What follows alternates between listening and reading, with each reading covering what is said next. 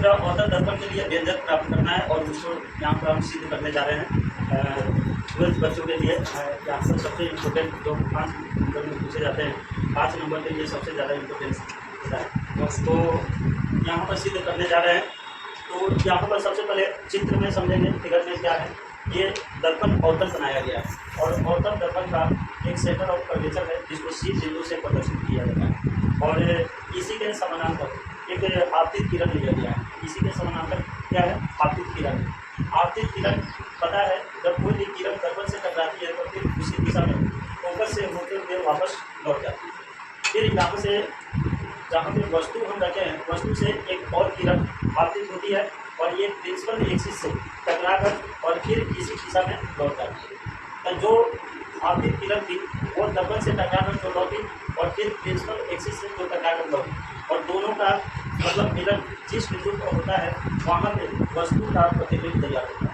इसको हम बिंब कहेंगे, इसको प्रतिबिंब कहेंगे। तो तुमसे क्वेश्चन पूछेगा, जो वस्तु का प्रतिबिंब बन रहा है वो वस्तु से छोटा है कि बड़ा है? तो वस्तु से छोटा होगा। और फिर पूछेगा उल्टा बन रहा है कि सीधा बन रहा है? तो वस्तु से उल्टा बन रहा है। ऑब्जेक्टिव क्वेश्चन के लिए काफ़ी ज़्यादा इम्पोर्टेंट है, वस्तु से छोटा है और वस्तु के उल्टा भी है, ठीक है। और फिर एक और क्वेश्चन पूछेगा, काल्पनिक है कि वास्तविक है? तो ये वास्तविक। तो ये 3 क्वेश्चन ऑब्जेक्टिव में पूछ लेते हैं। अब देखो यहाँ से जो किरण आ रही है प्रिंसिपल एक्सिस से होते हुए और फिर उसी दिशा में लौट जाती है, यहाँ से 2 एंगल बन रहा है और दोनों एंगल को हम क्या बोल रहे हैं? थीटा बोल रहे हैं। जिस बिंदु का नाम हमने क्या दे दिया है? बी दे दिया और प्रिंसिपल एक्सिस को मुख्य अक्ष कहा जाता है और इसको टी लेटर से प्रदर्शित किया है। दर्पण का नाम क्या है? एम है। और यहाँ पर जो वस्तु है इसको हम क्या मान लिए? ए बी और प्रतिबिंब को ए डैश बी डैश माने। तो चलो यहाँ पर हम देखते हैं, इसको सीधे करते हैं। सबसे पहले हम लिखते हैं, माना कि कोई औसत दर्पण है। कौन सा दर्पण है? औसत दर्पण, जिसके मुख्य अक्ष क्या है? ए बी वस्तु रखा गया है। इसके मुख्य अक्ष पर एक वस्तु रखा गया है और वस्तु का नाम क्या है? ए बी है। जिसका प्रतिबिंब क्या तैयार हो रहा है? ए डैश बी डैश तैयार हो रहा है। औसत बिंदु से एम ध्रुव बी से नजदीक डाला जाता है, जिसमें 2 त्रिभुज हमें याद मिल रहे हैं। इसमें एक है एक बी एम। एक कौन सा त्रिभुज है? एक, दूसरा डी और तीसरा कौन सा हो जाएगा? एक डी एम हो जाएगा, ठीक है। एक ये हो गया भाई, एक त्रिभुज ये बन रहा है एक डी एम और दूसरा त्रिभुज कौन बन रहा है? एक बी डैश ए डैश। भाई एक है एक बी डैश और ए डैश। भाई एक छोटा ये त्रिभुज बन रहा है और एक ये त्रिभुज बन रहा है। दोनों त्रिभुज को हम लेते हैं, जिसमें इसका मतलब दोनों त्रिभुज का हम लिखेंगे तो इसका एक कोण का नाम क्या है? M D F. M D और एफ, एक कोण तो ये हो गया, ठीक है। और दूसरा त्रिभुज का कौन सा कोण है? दूसरा त्रिभुज का कोण है एफ, ये हो गया। और दूसरा बी डैश और ए डैश, मतलब ये कोण। एकांतर कोण से ये कोण दोनों क्या हो जाएगा? बराबर हो जाएगा। इसमें एक और कोण बराबर हो जाएगा बी डैश और एफ और दूसरा कोण है ए डैश, मतलब ये कोण 90 डिग्री का है और दूसरा कोण इसका 90 डिग्री का कोण है, ये कोण डी। तो दोनों कोण बराबर हो गया। एक और त्रिभुज हम इसमें देख रहे हैं, कौन सा त्रिभुज है? त्रिभुज एफ एम डी। त्रिभुज कौन सा है? एफ एम और डी। एक ये त्रिभुज है और दूसरा कौन सा त्रिभुज है? एफ बी डैश ए डैश। दोनों त्रिभुज के 2 कोण, जब किसी भी त्रिभुज के 2 कोण जब आपस में बराबर होते हैं तब उस त्रिभुज को हम समरूप कहते हैं। तो इसीलिए ये त्रिभुज क्या हो गया? दोनों समरूप हो गया। अब देखो समरूप होने के क्रम में इसका भुजा भी बराबर हो जाएगा। जैसे एम टी के बराबर क्या होगा? ए डैश बी डैश और डी एम के बराबर क्या होगा? M B dash. क्योंकि एक एम किरण दर्पण पर आपतित होता है, इसीलिए एम टी के बराबर क्या हो जाएगा? एम। अब इसमें जो भुजा बराबर आया है इसको हम लिख सकते हैं, ये प्रतिबिंब है ए बी और दूसरा कौन सा प्रतिबिंब है? ए डैश बी डैश। दोनों एक वस्तु है, एक क्या है? प्रतिबिंब है।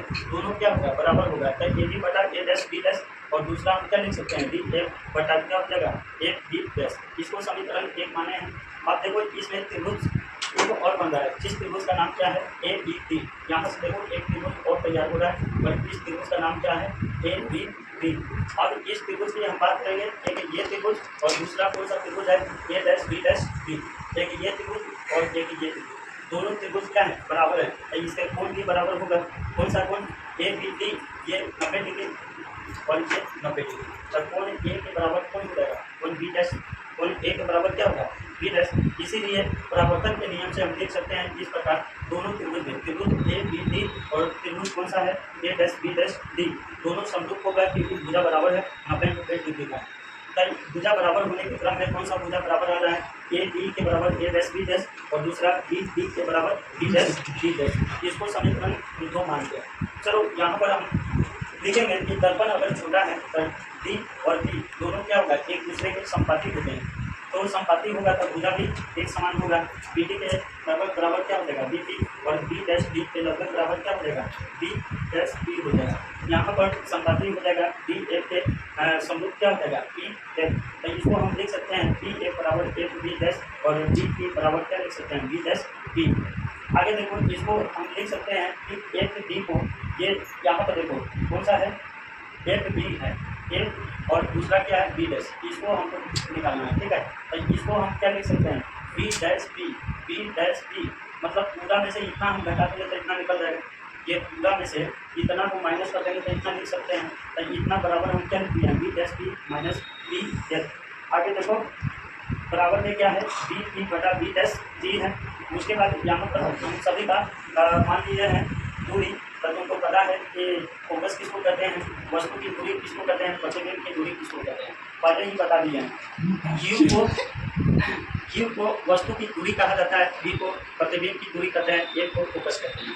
तो यहाँ पर बी ए को माइनस एक माने हैं, बी डैश बी को माइनस बी और बी पी को क्या माने हैं, क्यू। आगे देखो थोड़ा सा बचा है। तो यहाँ पर जो लिखा है फॉर्मूला पी एफ के जगह पर क्या है, माइनस एफ, जिसके जगह पर क्या लिख दिया, माइनस एफ लिख दिया। उसके बाद दूसरा क्या है, B dash B, B dash B को क्या माने, माइनस बी।